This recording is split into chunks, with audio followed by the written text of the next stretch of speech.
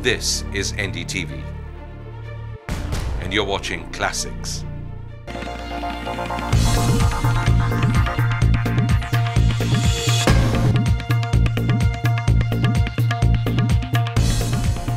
If India's economy has to change, somebody has to get a hold of two areas: telecommunications and disinvestment, or what should actually be called privatization. It's not easy.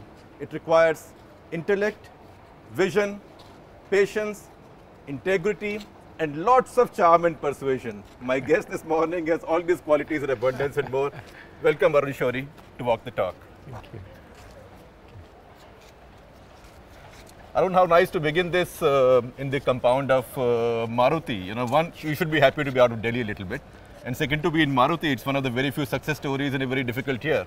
Yes, it is one of the success stories for India, that the company that has been built up by the workers here, by the successive leaders of this company, by Suzuki himself, it is a world-class company. But you know, we were late even with this company. If we had moved a little bit earlier in terms of privatization and in terms of freeing up the company.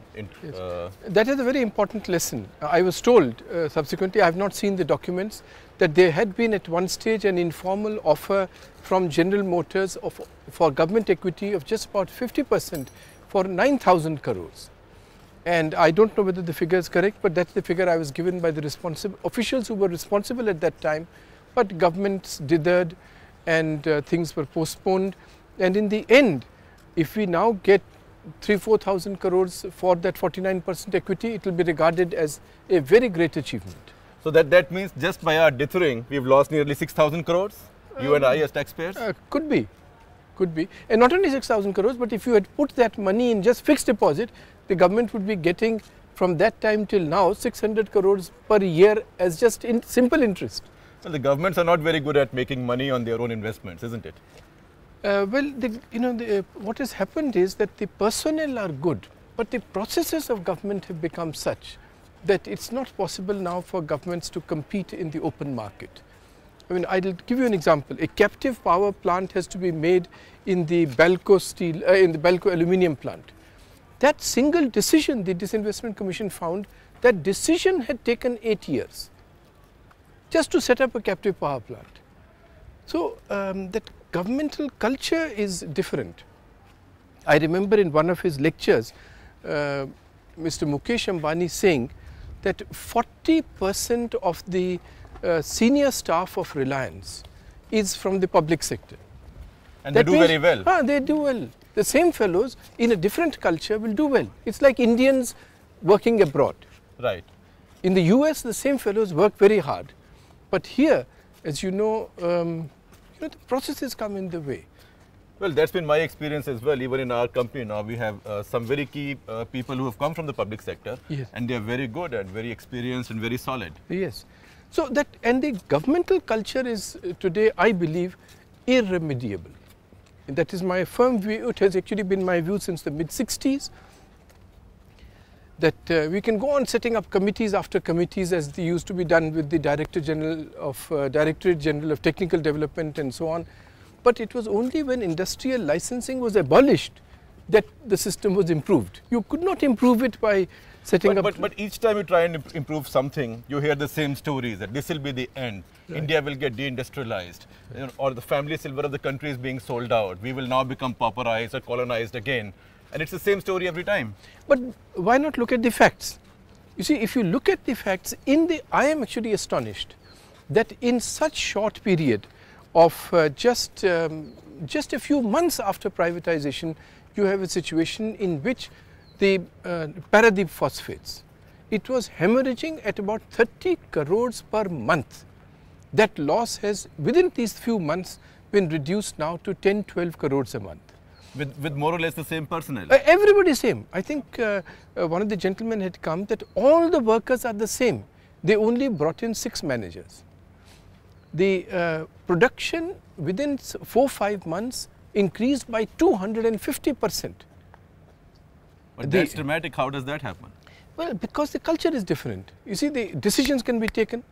In Balco's case, do you remember there were 134 managers, 134 senior staff and their appurtenances were, the plant is in Korba in Chhattisgarh, but these people are located in Delhi. Why? Because that means the decision will have to come, the file will have to travel, the workers will not have anyone to go to. You locate the managers there, the managers know that they will be accountable, and suddenly decisions are being taken. A 6,000 crore expansion plan is afoot. The workers' salaries there have gone up by 20%. In Paradeep Phosphates, they have gone up by 30%. You know, when I talk to people in the public sector, they say what we suffer from is not even the tyranny of the politician or the minister, it's the tyranny of the joint secretary. That somehow becomes a symbol of state control on these companies. So they say in effect that while the license quota Raj has been abolished everywhere else, for the public sector, it still operates. Yes, and I think it's even minor things like travel of the CEO have to be cleared by somebody. Could be, and that also becomes a part of patronage. Right. Whether and that is an aspect of this culture, and we need not single out only joint secretaries. I am sure others higher and lower down also, as in the defence forces. You know better than people like me do that generals have to stand in attendance on persons who would not know one end of the cannon from another. So well, I do remember I was speaking the other day at one of the functions to honor General Sundarji yes. in his memory, and I remember a story he used to tell that there was this politician whose name who I will not name because he's very active even now, who during the Beaufort crisis asked him, you keep on saying sometimes the gun has this much caliber and sometimes you say this is this much bore. What is the difference? So he said, I told him, sir, there is no difference. And he said, I was tempted to in fact tell him that the difference is with you. Politicians like you can have very little caliber but be big bores. So I think that's the way professionals feel about politicians and bureaucrats yes. who control them all the time.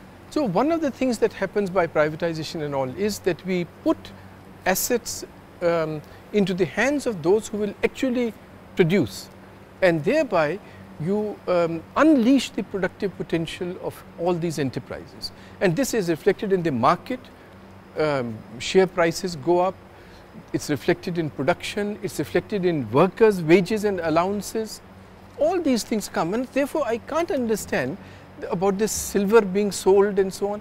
After all, if a factory, Maruti or any other factory does better, it's still in India. But somehow, where does the psychology come from that if it's in the private sector, it's not with India? The family silver is what the government of India owns. That's very interesting. And the government of India is not owned by, and is owned by whom? The government of India is hopefully actually by the people of India. But in reality, I mean, as Jaipal Reddy once taught me, we were discussing this in those days. Mr. Deve Gowda was replacing Mr. Gujral, was replacing somebody else, and this was Chandrasekhar and all was going on. And I was lamenting this fact. There is such instability, it's going to harm the country. And Jaipal Reddy said that shows your superficiality of you journalists. You are focusing only on the visible government of India. Yes, that is unstable. But the invisible government of India, completely stable. Whoever comes, their rule continues. You mean the civil service? Well, partly civil service, partly the same sets of same types of politicians, partly the same types of interests, even in the private sector. They have less control on the market as they have on being able to manipulate decisions within government or governmental apparatus.